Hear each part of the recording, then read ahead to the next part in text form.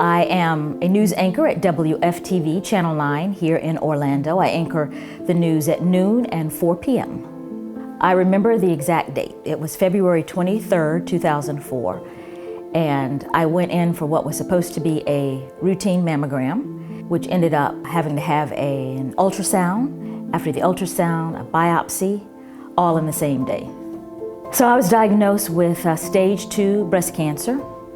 Eventually, I had 6 months of chemotherapy, followed by surgery. I had a mastectomy, and that was followed by 30 treatments of radiation. After the first 6 months of treatment, the doctor told me that I was in remission. I almost felt lost, like, what do I do with all this time that I have now? Because I'm no longer held captive to cancer and cancer treatments. So for me, it was a soul-searching journey to find out what is next for me. And then I thought about all the people who can't afford to pay their bills, and that's a burden and a weight for them while they're going through treatment. I kept looking for organizations who would address those needs, and I could never find them. And finally, I told that to enough people where they said, well, maybe that's what your mission is.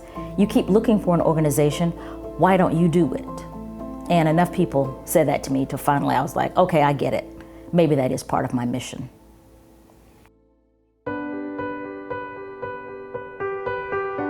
The organization is called Compassionate Hands and Hearts Breast Cancer Outreach. And when I say that it began organically, it really began organically, because it began with a close friend of mine who said, I think this is a great idea you have. And I said, well, great, and you can help me. And she said yes. So the two of us one day found a patient who needed our help.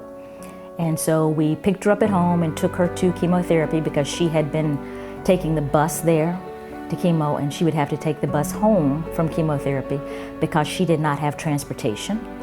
So we took her, and we felt very happy when we left there. And that's how it all started, very organically, just two people helping one person. Today, it has grown beyond what I could ever have imagined. We now have 14 very committed volunteers, and we have helped hundreds of people throughout Central Florida at this point. People hear about what we do. They know that 100% of the donations will go directly to patients here in Central Florida. I always tell them, if you want to do something like give us a gift card, I will let you meet the person who gets the gift card. You don't have to worry about, I wonder if my donation made it to the right person or made it to someone who really needs help. I will let you meet that person, and you will see the impact you have on that person's life and how grateful they are. People often ask what we do, and I say we fill in the blank, and that's what we do.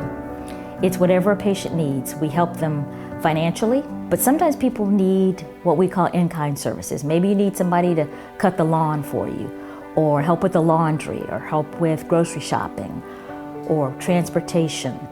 Just whatever they need, we provide it. If we can't provide it, we will find someone who can provide it for you.